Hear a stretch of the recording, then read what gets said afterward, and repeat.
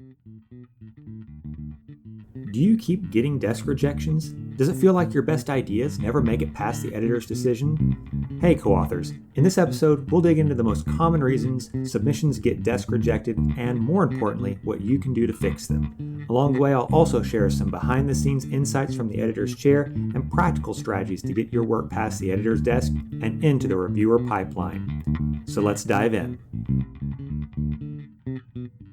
In the first semester of my doctoral program, I had these 3 complete papers, and the feedback that I gotten from all of my professors had been, "Oh, these are great, well written, good job, A for the class, and you should submit this for publication." Awesome. I'm so excited, right? Because I'm thinking to myself, hey, I've never submitted anything for publication before, and my professors say that this is good enough to get published, so this is going to be a cakewalk. The rest of my life is going to be just this easy of writing something that honestly took me a couple of weeks to do, a couple of late nights with some Red Bull, but definitely not like working in the coal mines. I submit these to top tier journals because I'm like, well, an A paper should be a top tier journal. And within a couple of weeks, I get desk rejections from all of them. Like, okay, well, those were really good journals. Can't all be home runs. So maybe I'll just go to a second tier journal. So I submit it to a lower tier journal and they all get desk rejected there. And I'm like, okay, well, maybe I'm just not finding the right place. Send it to a third journal. Gets rejected there. Now I'm really starting to doubt myself. What I came to realize was that I was not writing in a way that really addressed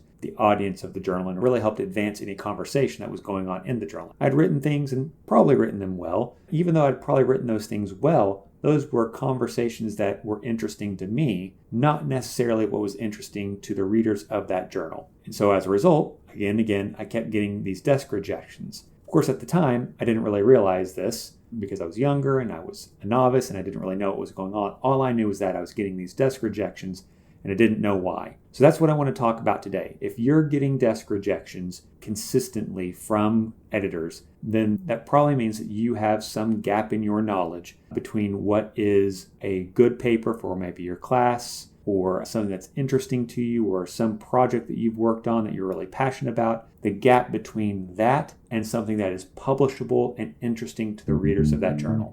So let's dive in. Are you interested in mastering scholarly writing, developing productivity, and increasing impact, all while staying healthy? Then welcome to the Publishing Academic Research Podcast. Hi, my name is Dr. Kyle Reddick, and I'm a full professor at the University of Northern Iowa. I've written dozens of articles, books, chapters, and essays, as well as edited some of the top journals in my discipline. I meet so many scholars who have creative, innovative, and daring ideas, but can never seem to get those projects from proposals to print. I want you to get your work in the hands of people who will read it and appreciate it. So let's get into this week's big idea. So before I get into the 5 reasons that you might be getting desk rejections, I do want to say that it's important to remember that the editors of journals are people, and as people, they are not beholden to a coherent set of logics, an objective or neutral stance of things. We like to think that people who have risen to the level of being an editor to a journal are a little bit smarter than the average bear and are going to give us a really fair shake. But I mean, the truth of the matter is that they're people. You might send something in, they might see it on a day that they're having a bad day, something's happened to them, they're mad about something else, and they don't give you the time of day, and they just desk reject you. So if you get desk rejections every once in a while, that's not an issue. If you are consistently getting desk rejections, then the problem is you. I'm sorry to say, there is something going on that is not connecting with you and your work, and we need to figure that out and address that so that way you can start getting your work to the outlets that are going to support your work, publish your work, and get it to the readers who are excited by your work. Okay, so let's dive into those 5 things. The first thing is just a lack of attention to detail. I can't tell you how many times whenever I'm editing something for an edited collection in a book or a journal or whatever it might be, that the submission that I get doesn't follow the guidelines, either MLA or APA or Chicago, has all sort of formatting issues.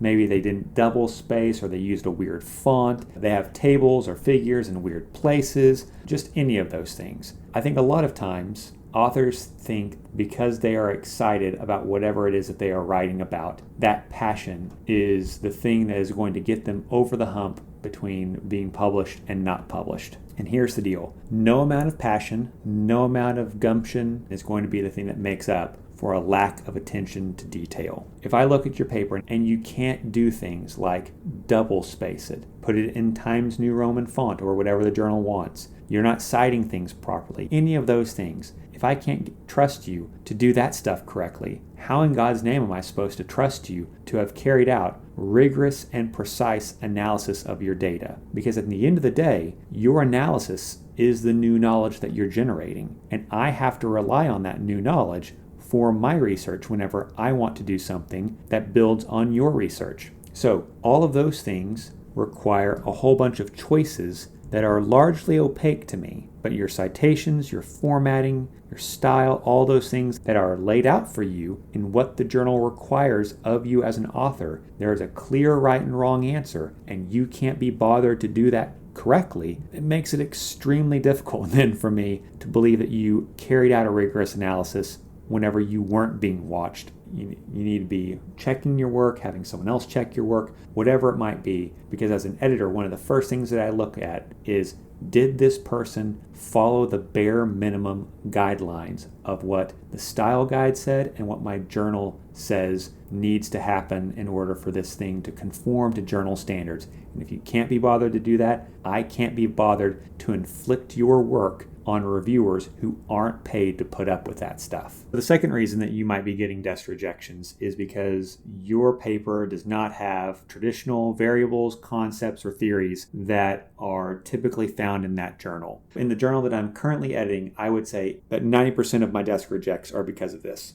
I get all sorts of stuff where nothing about it is similar to anything that's been published in the history of the journal. There are very few times whenever it is a good idea for you to be submitting something to a journal where none of those concepts or theories, variables, whatever, have appeared in the journal's pages. Now, it might be that you are trying to introduce that conversation to that journal. If so, in your introduction, then you need to be very forthright and very upfront that what you are trying to do is make an intervention into the conversation of that journal by introducing this new topic. Imagine a journal, if you will, as a conversation. There's 5, 6, 7, 10 people all in a circle, all talking to one another. All of a sudden, you show up and you're just like, hey, we're going to talk about this new thing. Everyone's going to look at you like you're some sort of gauche moron because they were having a perfectly fine conversation before you interrupted them, right? So in this case, it's the same thing. If you want to start a new conversation, you need to really show that you've listened to that conversation and that you are respectfully trying to bring up a new topic. But otherwise, 9 times out of 10, you should not be trying to introduce a new topic to a journal. I would recommend that the only time that you should do that is if you've published enough that you now have sort of the reputation and the credibility to start asking people to start talking about something else. Otherwise, what you should be doing is recognizing that there is a conversation in this journal that is already going on, and you need to show that you are listening to that conversation, that's your literature review, and that you plan on productively adding on to that conversation. That's the new knowledge that's being generated through your project. That then becomes part of the conversation for the next person who wants to submit to that journal. And on it goes. So the third reason that I oftentimes see people getting desk rejects is because they use mixed method design. Look, there is a lot of research that's out there that is mixed method, that uses quantitative and qualitative components to it, and it's good research. It does a good job of showcasing the strengths of both of those types of methods, and the analysis and the results in the discussion are better for having both of those methods deployed. But oftentimes, whenever I see a mixed method submission, is that someone doesn't really know how to do one or the other particularly well. Sometimes they don't know how to do either particularly well. And they think that just because I do 2 methods, that must make my paper better than someone who just used 1 method, because 2 is better than 1. That is flawed logic. It is better for you to pick one of those methods and for you to do a good in-depth job with one of those methods than for you to do 2 methods or 3 or however many methods and do them shallowly. What I see is that someone's really good at the quantitative side, but then the qualitative side really kind of reads almost like a quantitative report, like they're not really doing a good interpretive job with understanding participants. They're deploying frequencies. They're doing all sorts of like pseudo social scientific approach to the data. And so the qualitative side is not really shining as qualitative. It's just kind of like quantitative with words. Or I see someone do really in-depth qualitative stuff, but then I'll have a bunch of frequency statistics or descriptive statistics as their quantitative side of the project. Well, that's not really interesting, right? The whole point of deploying good quantitative methods is to use inferential statistics that allow us to infer the relationships or the differences between two or more variables. If all you're telling me is a bunch of frequency counts,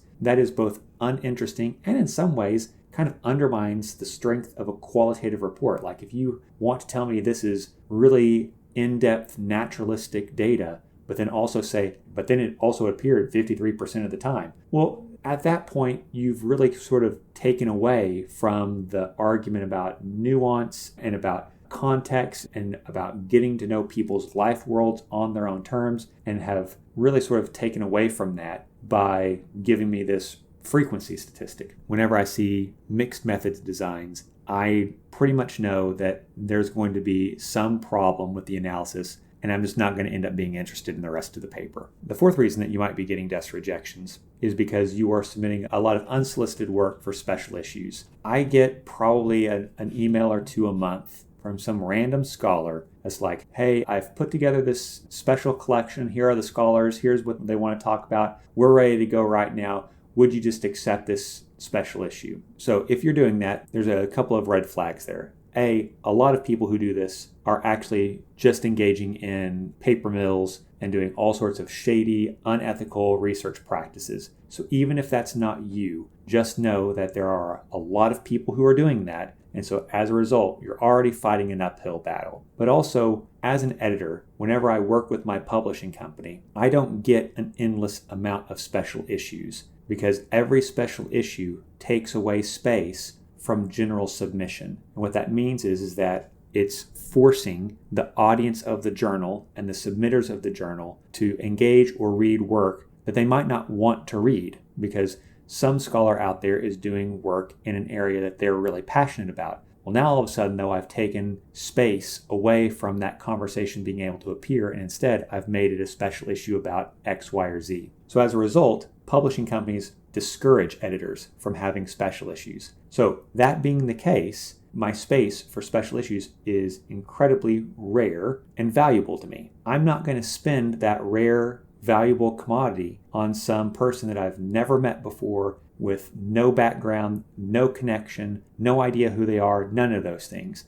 I don't care how interesting your topic might be. If I'm that interested in it, I'll handpick my people to create a special issue. I'm not going to just take that from some rando. If you're putting together special issues like this and you find that you're being successful, well, you might be submitting to really bad journals who will just publish anything, that just need content. And so, yeah, they're going to let you publish a special issue because they don't have anything else to publish anyway, because no one's really submitting their work to that outlet. And so they're happy to take your work and publish it, because having something is better than nothing. It's a much more productive use of your time for you to be very targeted with the work that you're doing and submitting to outlets that you know have a good connection between what you want to do and what they're trying to publish. The final reason that you might be getting desk rejections is because of an improper use of AI. Honestly, this one's a really hard one, because right now there's not really good AI detectors out there. And so editors are left with a bunch of urban myths and half-cocked theories about what is actually an indicator of AI use in a paper. So for example, there was a time whenever it was like, oh, if the word delve is in the paper, then that means that they used AI. Or if there's M dashes in there, then they must have used AI. Or if there's too many bullet points, they must have used AI.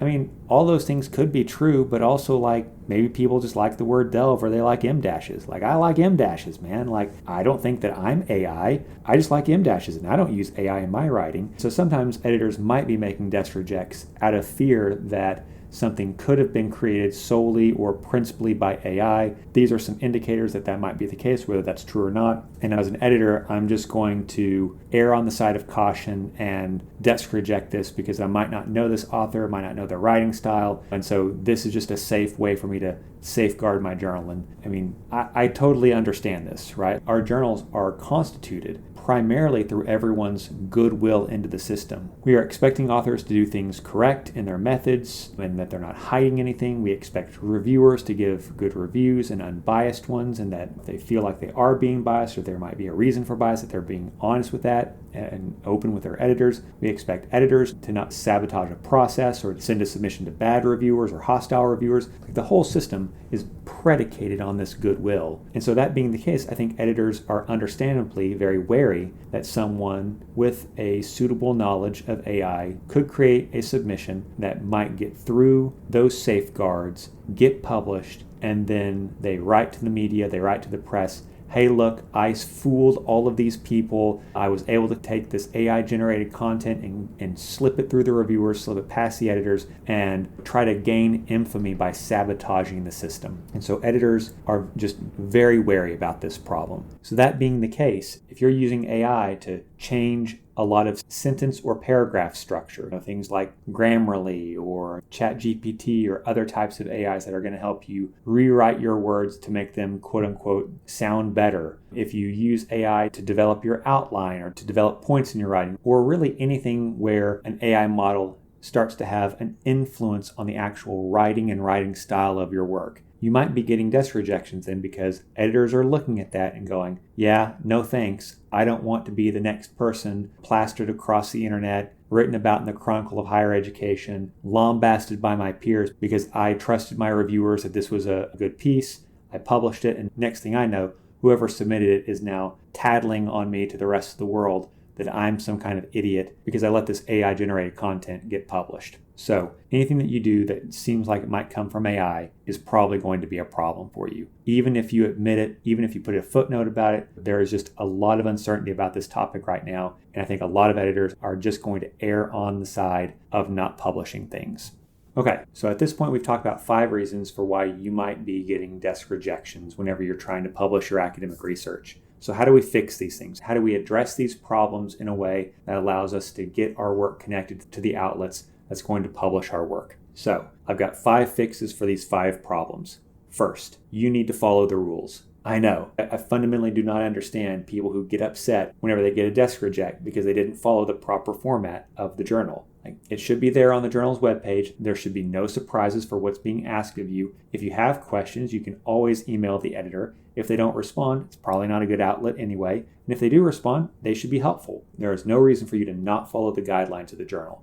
The next thing is there might be unspoken rules that you need to know and you need to reflect whenever you submit your stuff. So for example, in the journals that I typically submit in the methods section, there are 3 sections: participants, procedures or instrumentation, and data analysis. Those 3 sections, all the time, without fail, you're going to have those 3 sections. So if you submit something and you have more than those 3 things, or you have less than those 3 things, or you don't notate those 3 subheadings like every other article does, I am going to immediately roll my eyes as a reviewer or an editor because you didn't even take the time to look at what's been published in this journal and try to match its format. So even whenever you don't have explicit rules to follow, you should still be looking at the journal and seeing how is the literature review structured, how is the method section structured, and mimic those things. So that way, whenever a reviewer, someone who typically reads those conversations, reads your work, it doesn't seem like you're trying to have a different conversation than the one that they are used to. Instead, you are showing them, not just by content, but by form, that you are aware of how conversations in this journal have proceeded, and that you are trying to respectfully add on to those by mimicking the same style of conversation that other people in the journal have executed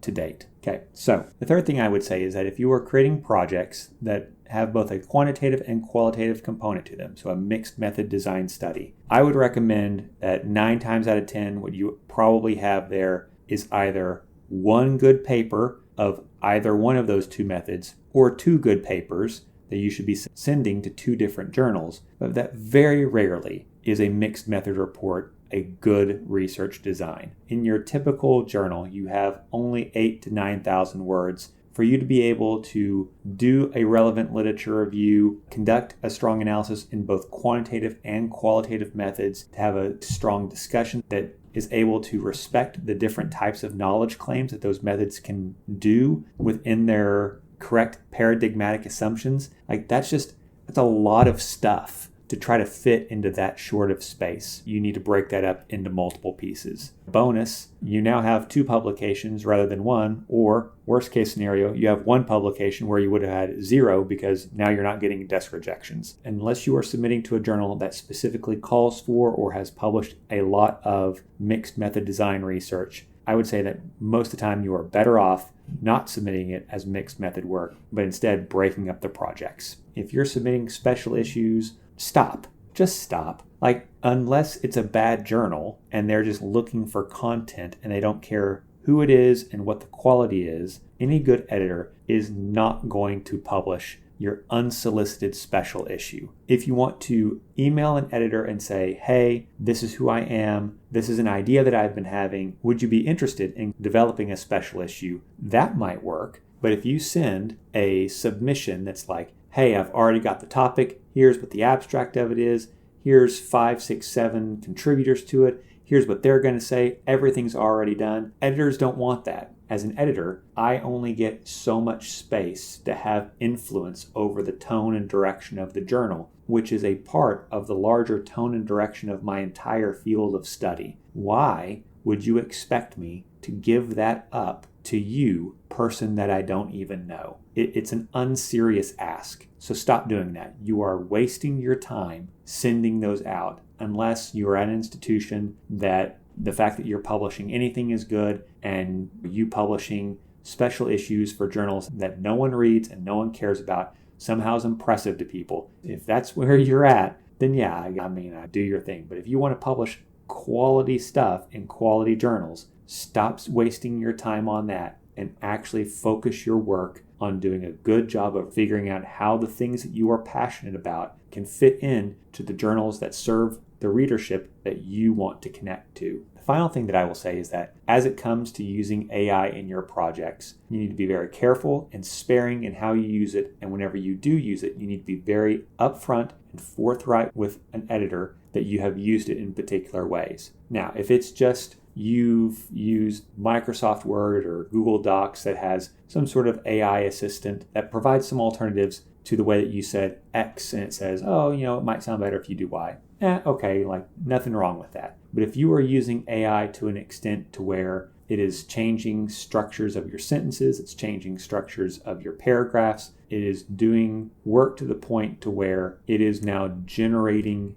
any type of content. It is no longer just correcting your work, but it is in fact generating something new, and you are adding that to your paper. That you should not do that. If you are using AI in that manner to help you write your papers, then my suggestion would be take all of that energy that you used to figure out how to get AI to do that, and instead use that same amount of energy just to improve your own writing. You are going to be much better served developing those skills, because then not only will you have those skills, but then you can teach those skills to others. You can recognize those skills or lack of them in other people's writing. You are going to be so much better for having gone through the long, arduous process of developing those skills, rather than short-circuiting that, avoiding all that work, and then putting yourself in a position where your work is always going to be suspect to editors and to your readers. I think that any time that you might think to yourself, is this an appropriate use of AI? If you have to ask that question, the answer is no. And I think that if you take that tack and you take that same energy and you use it to develop your own writing